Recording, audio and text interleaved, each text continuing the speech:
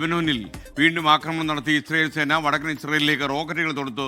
Hezbollah കൂടുതൽ വിവരങ്ങളുമായി P James വീണ്ടും ചേരുന്നു. Welcome back to morning show P James. എന്താണ് ഈ വാർത്തയുടെ കൂടുതൽ വിവരങ്ങൾ? ഈ ഇറാനും അമേരിക്കയും തമ്മിലുള്ള സമാധാന കരാറിലേക്കുള്ള നീക്കമൊന്നും ഇസ്രായേലിനെ ഭയപ്പെടുത്തുന്നില്ല. ഇസ്രായേൽ എപ്പോഴും യുദ്ധത്തിലാണ്.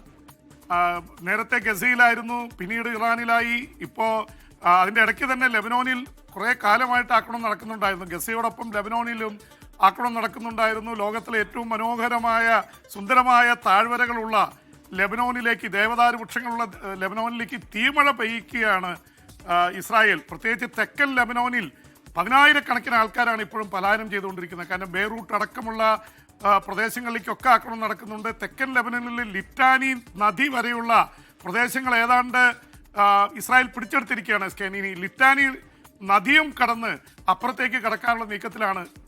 ഇവാക്യുവേഷൻ ഓർഡർ ഒഴിഞ്ഞു പോകണമെന്ന ഉത്തരവ് വരും, അതിൻ്റെ പിറകെ ഈ തീ ബോംബ് വരികയാണ്.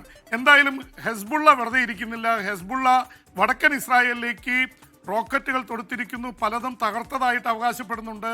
എന്തായാലും ചെറുത്ത് നിൽപ്പ് ഉണ്ടാവുന്നു എന്നുള്ളതാണ് പ്രത്യേകത. എന്നാൽ ഇസ്രായേൽ പ്രധാനമന്ത്രി ബെഞ്ചമിൻ നെതന്യാഹു പറയുന്നത് ഈ യുദ്ധം നിർത്താറായിട്ടില്ല. അമേരിക്കൻ പ്രസിഡന്റ് ഡൊണാൾഡ് ട്രംപുമായിട്ട് പലതവണ എല്ലാ ദിവസവും ഫോണിൽ സംസാരിക്കുന്നുണ്ട്. ചൂടേറിയ വാഗ്വാദങ്ങൾ തമ്മിൽ നടക്കുന്നുവെന്നാണ്. കാരണം ഇസ്രായേലിന് യുദ്ധം നിർത്താൻ താല്പര്യമില്ല. ട്രംപിന് ഈ യുദ്ധം എങ്ങനെയെങ്കിലും നിർത്തി അത്യാവശ്യം ഒരു ഉറപ്പൊക്കെ വാങ്ങിച്ച് രക്ഷപ്പെടണമെന്ന ആഗ്രഹമുണ്ട്. ഇസ്രായേലിട്ട് സമ്മതിക്കുന്നുമില്ല. ഇസ്രായേലിൻ്റെ നിർബന്ധത്തിന് വഴങ്ങി ട്രംപ് വഴിതെറ്റുകയാണെന്നാണ് അമേരിക്കയിൽ വലിയ ആക്ഷേപമുള്ളത്. US കോൺഗ്രസിൽ ഇതാദ്യമായിട്ട് അദ്ദേഹത്തിന് പിന്തുണ നഷ്ടപ്പെട്ടു. 47-നെതിരെ 50 വോട്ടുകൾക്ക് അദ്ദേഹത്തിൻ്റെ പവർ, അദ്ദേഹത്തിൻ്റെ അധികാരങ്ങൾ വെട്ടിക്കുറയ്ക്കാനുള്ള പ്രാഥമിക ഘട്ടത്തിൽ അദ്ദേഹത്തിനെതിരായിട്ടുള്ള വോട്ടെടുപ്പ് നടന്നു സെനറ്റിൽ. അതുകൊണ്ട് വലിയ ഭീതിയിലാണ്. ട്രംപിന് എങ്ങനെയെങ്കിലും ഈ സമാധാനം കൊണ്ടുവന്നേ പറ്റൂ. ഇസ്രായേലിന് താല്പര്യമില്ല. ഇതാണ് ഒരുപക്ഷെ ഇതിന് തടസ്സമായിട്ട് നിൽക്കുന്നത്. എന്തായാലും ഗസയിലും ആക്രമിക്കുന്നുണ്ട് ഇസ്രായേൽ. ഗസയിലെ 70% പിടിച്ചെടുക്കാൻ ശ്രമിക്കുകയാണെന്ന് ഹമാസ് പറയുന്നു. ഇതെല്ലാം ഇറാനുമായിട്ട് ബന്ധപ്പെട്ട പ്രോക്സികളാണ്. ഗസയിൽ ഹമാസ്, അതുപോലെ തന്നെ ഇവിടെ വരുമ്പോൾ ലെബനോനിൽ വരുമ്പോൾ ഹെസ്ബുള്ള, യമനിൽ ഹൂതികൾ, ഈ 3 പ്രധാനപ്പെട്ട സംഘടനകളും ഇറാന്റെ പ്രോക്സികളാണ്. അതുകൊണ്ട് അവർ നിലനിൽക്കാൻ മറ്റ് ഗൾഫ് രാജ്യങ്ങൾക്ക് വലിയ താല്പര്യമില്ല. അവർ തീവ്ര സ്വഭാവമുള്ളവരാണെന്നാണ് മറ്റ് ഗൾഫ് രാജ്യങ്ങളുടെ നിലപാട്.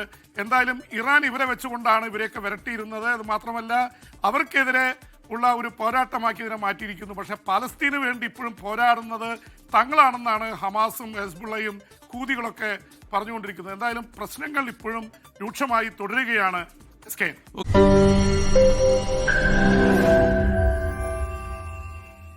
ലോകത്തെവിടെയായാലും ഏത് സമയത്തും 24 വാർത്തകളും ഓഗ്മെന്റഡ് റിയാലിറ്റി പാക്കേജുകളും എക്സ്പ്ലെയിനറുകളും വിശദമായി കാണാൻ ഞങ്ങളുടെ YouTube ചാനൽ നിങ്ങൾക്ക് സബ്സ്ക്രൈബ് ചെയ്യാം.